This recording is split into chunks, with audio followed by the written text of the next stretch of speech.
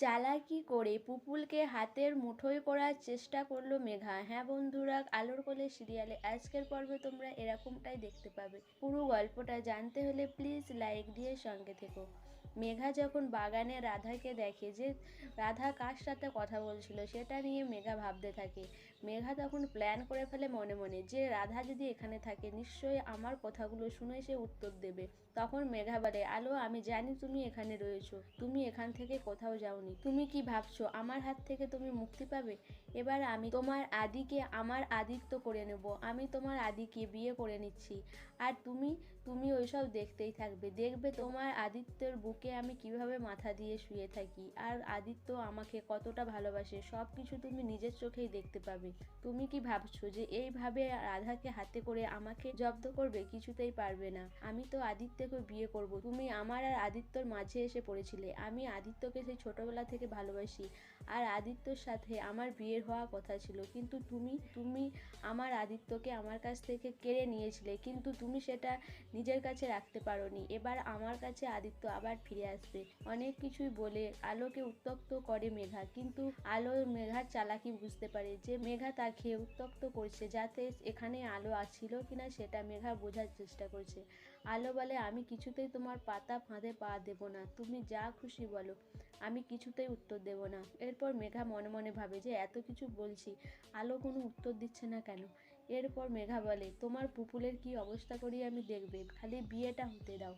বিয়েটা হওয়ার অপেক্ষায় রয়েছি আমি। বিয়েটা হলে তোমার মেয়ের অবস্থা আমি কি করি তুমি দেখবে। এইসব কথা শুনে আলো মনে মনে ভাবে যে মেঘা কি করতে চাইছে। মেঘা কিছু করার আগে আমাকে রাধাকে সব কথা খুলে বলতে হবে আর রাধাকে জানাতে হবে যে এই বিয়েটা হলে কি বড় ক্ষতি হতে চলেছে। এরপরেই মেঘা ওখানে আলোর কোনো সাড়া শব্দ না পেয়ে ওখান থেকে চলে যায়। এরপরে আদিত্যর মা না খাওয়া দাওয়া করার জন্য আদিত্য তার মায়ের কাছে যায়, গিয়ে ক্ষমা চায়। সে রাজি হয় মেঘাকে বিয়ে করার জন্য। আদিত্যর মা পুরোহিত মশাইকে বলে ভালো দিন দেখতে, যাতে মেঘার সাথে আদির বিয়ে দিতে পারে।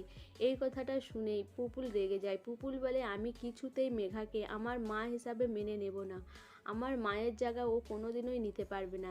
তখন আদিত্য তার মাকে বলে, দেখেছো তো মা, আমি এই জন্যেই মেঘাকে বিয়ে করতে চাই না। আমার মেয়ে যেহেতু তাকে মা বলে মানতে পারছে না, তাহলে আমি কি করতে বিয়ে করব? আমার বিয়ে করার তো কোনো দরকার নেই। তখন আদিত্যর মা আদিত্যকে বোঝায় যে আমি পুপুলকে বোঝাবো, কিন্তু পুপুল বলে, না আমি কারো কথা শুনবো না। তখন মেঘা বলে, ঠিক আছে বন্ধু মাসি, তুমি ছেড়ে দাও পুপুলকে। পুপুল যেহেতু চায় না আমার আর তার বাবার বিয়েটা হোক, তাহলে আমিও এই বিয়েটা করতে চাই না। পুপুলের বিরুদ্ধে গিয়ে এই বিয়েটা আমিও চাই না করতে। মেঘা পুপুলকে বলে, পুপুল মা তুমি আমার কাছে এসো।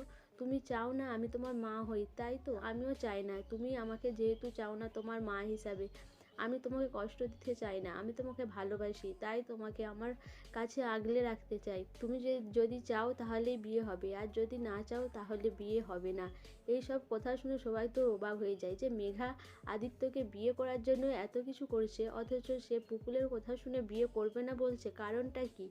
কিছুতেই কেউ বুঝতে পারে না। কিন্তু মেঘা মনে মনে ভাবতে থাকে যে সে পুপুলকে এইভাবেই হাত করবে। সে যদি পুপুলের সাথে ভালো ব্যবহার করে তাহলে পুপুল তার প্রতি গলে যাবে, আর এই বিয়েতে সে সম্মতি দিবে। তাহলেই আদিত্য বিয়ে করবে, না হলে পুপুলের অমত থাকলে আদিত্য কিছুতেই বিয়ে করবে না, সেটা সে বুঝতে পারে। সো বন্ধুরা, মেঘার এই ভালো ভালো কথাতেই কি পুপুল গলে যাবে? সে কি মেঘাকে মা হিসাবে মেনে নেবে আর আদিত্যর সাথে বিয়ে করার সে অনুমতি দেবে? তোমাদের কি মনে হয় অবশ্যই আমাকে কমেন্ট করে জানাবে। আর আমার ভিডিওটা ভালো লাগলে প্লিজ সাবস্ক্রাইব করে দিও আর লাইক কমেন্ট শেয়ার করো।